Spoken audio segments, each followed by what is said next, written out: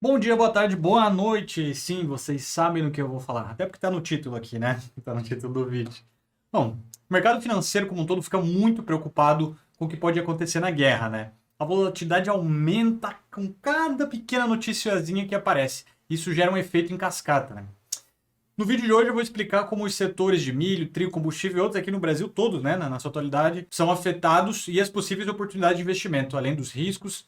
Assim, também você pode ter uma base muito maior nas decisões que você vai tomar na hora de investir. Bom, se você não me conhece, eu sou o Matheus, sou especialista em investimentos e tecnologia, não em política, então eu não comento política nesse canal. Então, bora pro vídeo. Bom, entrando um pouco nessa parte de importação e exportação, é importante dizer que o ponto de vista do que a gente manda para cá e para lá, esse tipo de coisa, não é muito preocupante. O que a gente manda para a Rússia é importante, já que 6% de toda a nossa exportação vai para a Rússia. É claro que, se a gente for pensar em dinheiro, é um valor alto, né? Mas é o que a gente consegue suprir com outras parcerias, sem problema nenhum. O problema mesmo fica na importação. A Rússia e a Ucrânia, né, as duas juntas, elas são responsáveis por 30% de todo o trigo do mundo e 20% do milho. E de longe é um valor, né, muito grande comparado ao segundo colocado. Até por isso eles ganharam o apelido de celeiro do mundo, o que tirou esse título que era do Brasil, né, desde 2016, 2017. Então, como exemplo, aqui no mercado brasileiro temos a BRF do setor alimentício junto à JBS. A BRF vai sofrer um pouco no problema da importação de milho e ervilha, já que ele cuida muito da produção inteira, né? Ela vai desde da reprodução, da criação dos porquinhos, das galinhas e tal, né? Mas como a BRF não é burra, ela já começou a aumentar a importação do Paraguai e da Argentina, né? Para garantir o estoque não vai afetar a produção.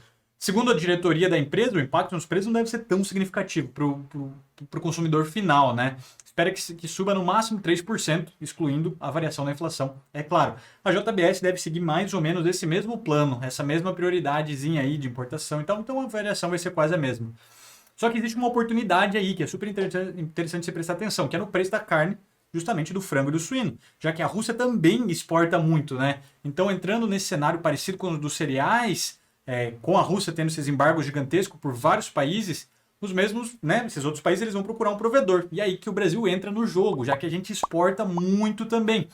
Agora o importante é encontrar esse balanço aqui entre a importação e exportação de cereais e de carne, né? Muito preocupante. Já a carne bovina deve ficar mais ou menos a mesma coisa, não é para ter uma variação tão grande. Inclusive o Itaú continua mantendo a recomendação de compra da JBS S3, que é o ticker da JBS. A Marfrig também não tem laço muito forte com esses países, então também não vai ter muito problema. Outro setor que é muito afetado é da nossa cervejinha aqui, né? Nossa cervejinha. Já que eles importam muito milho e trigo. Não tome cerveja que tem milho, ó. Não tome cerveja que tem milho. Mas como a gente sabe, a Ambev é uma empresa muito boa e robusta. Eu adoro a Ambev, né? Ela é super bem gerenciada. Então eles têm políticas de proteção de preço, o que a gente chama de hedge. Então a gente consegue ver aí que é uma empresa muito boa que vale a pena, né, investir. O que é o hedge? É uma proteção para eles de variação. Eles conseguem manter o preço, segundo a diretoria, pelo próximo ano e meio. Eles conseguem manter o preço sem ter que repassar para o consumidor. A M. Dias, que é líder nacional na produção de massas, biscoito, enfim, tudo nesse setor aí, essa vai ser muito afetada sim.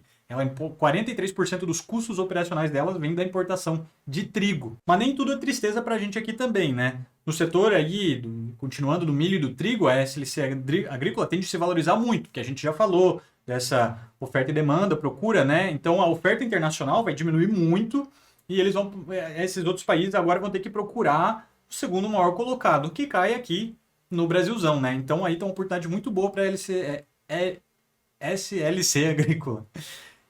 Mas nem tudo são flores nesse ramo, porque a Rússia é conhecida por ser como uma maior exportadora do mundo de fertilizantes, então vai ser um problema grande para o Brasil isso, né? A gente precisa desses fertilizantes, agora a gente vai ter que buscar no Canadá, que é segundo colocado e tal.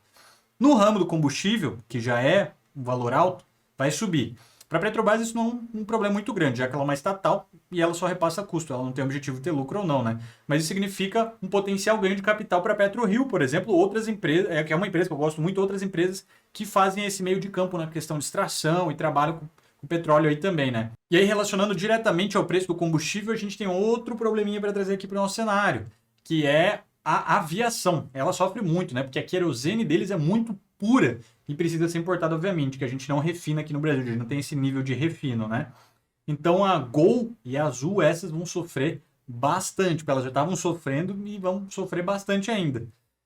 Outra empresa que pode sofrer muito é a Natura, porque a Natura ela tem investido muito no ramo internacional que eles chamam de Natura Int, alguma coisa assim é o nome, o braço deles, mas enfim, quase 50% das operações, das vendas deles, vem do leste europeu. E inclui a Rússia, obviamente, que é um país gigantesco com muita população. Então vai ser um problema muito grande isso, né? Essa turbulência que está ocorrendo lá, a Rússia que está sendo banida aí de vários esquemas de pagamento e várias outras coisas que estão acontecendo aí em questão financeira, então vai ser um problema bem grande.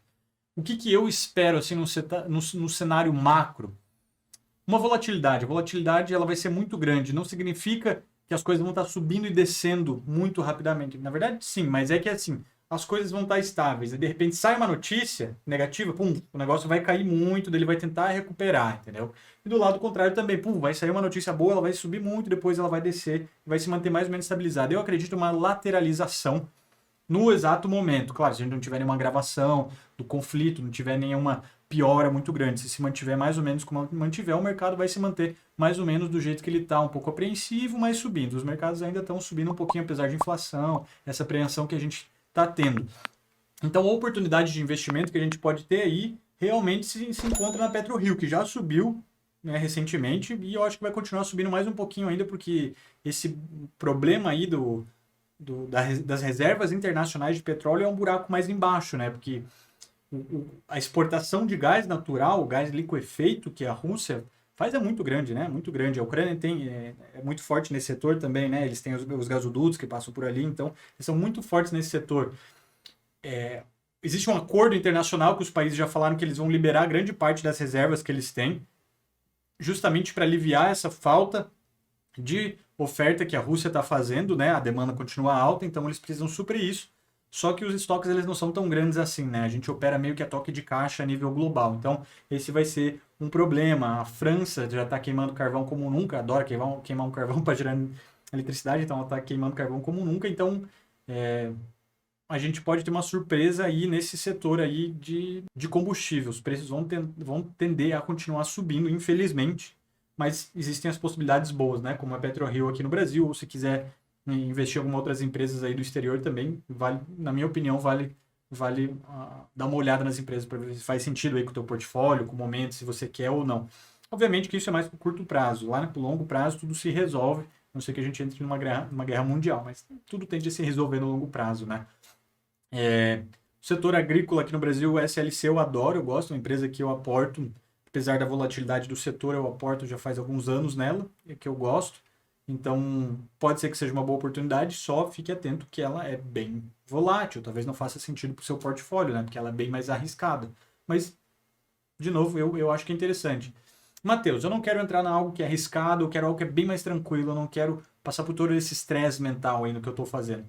Então aí a minha dica fica para você dar uma estudadinha aí no setor imobiliário dos Estados Unidos, que ele é uma das coisas mais estáveis que a gente tem no mercado aí, procura setor de housing, aluguel de storage, que é muito bom também, alguns tipos de storage, cold storage, esse tipo de coisa também, elas tendem a ser mais ou menos perene, elas não dão nem tanto lucro nem tanto prejuízo, elas tendem a ser mais ou menos perene, só que no momento de tanta incerteza, é muito melhor você nos seus investimentos andarem de lado, nem ter lucro nem prejuízo, do que você ter um prejuízo certeiro do que uma dúvida de um ganho, né? Eu prefiro ficar lateralizado nos meus investimentos em momentos de muita incerteza, por exemplo.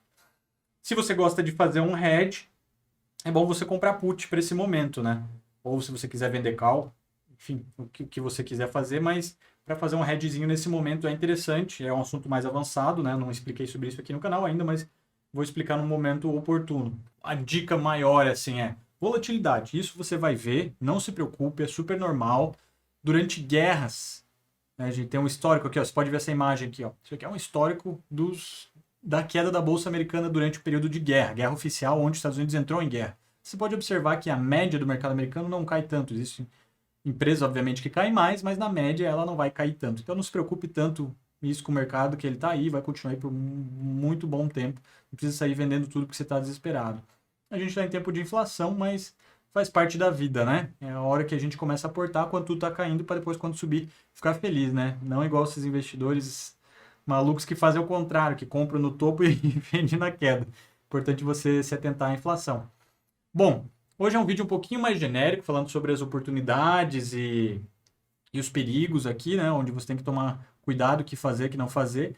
Lembrando que sempre respeite o seu perfil. Não vai fazer coisas arriscadas se você não se sente confortável. SLC agrícola, se o seu perfil é mais tranquilo, né? Um perfil mais de boa, não é um perfil arrojado. Então, né, só não faça loucuras nesse momento, porque a chance de dar errado é muito grande. Então é isso. O vídeo por hoje é um pouquinho mais curtinho, um pouquinho mais tranquilo, só para dar um patamar mesmo. E eu vou trazer mais conteúdo sobre como fazer hedge, proteção de capital em momentos de prejuízo, como você ganha com a queda do mercado num futuro próximo. Eu acho que já dá para começar a fazer uma introdução nesse assunto. Então, por hoje é isso. Fico por aqui. Um abraço!